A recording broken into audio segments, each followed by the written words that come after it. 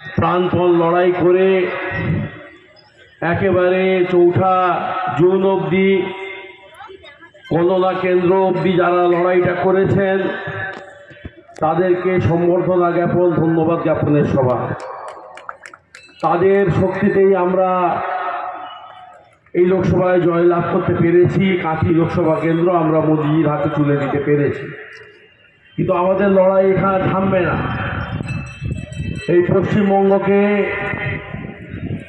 লুটপাটের রাজত্ব, দুর্নীতির রাজত্ব এবং সর্বোপরি মানুষের গণতান্ত্রিক অধিকার হরণের যে রাজত্বে Trinamool private limited company Mamata Bandyopadhyay এবং তার দল পরিণত করেছে, যেভাবে মানুষের গণতান্ত্রিক অধিকার, নির্বাচনে ভোটে প্রতিদ্বন্দ্বিতা করতে গেলে মনোনয়নের ক্ষেত্রে বাধা, নির্বাচনে প্রচারে বাধা, নির্বাচনী প্রচার থেমে যাওয়ার সময় থেকে শুরু করে ভোট গ্রহণ অবধি বাধা এবং শেষমেশ ভোট গণনা কেন্দ্র তাকেও লুট করার যে ব্যবস্থা মমতা বন্দ্যোপাধ্যায় করেছেন, এই ব্যবস্থাকে আগামী দিনে ভাঙতে হবে।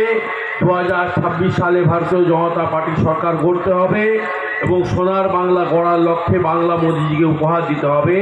এই অঙ্গীকার করে আপনাদের সকলকে শ্রদ্ধা, শুভেচ্ছা, প্রণাম জানিয়ে আমার কথা শেষ করছি।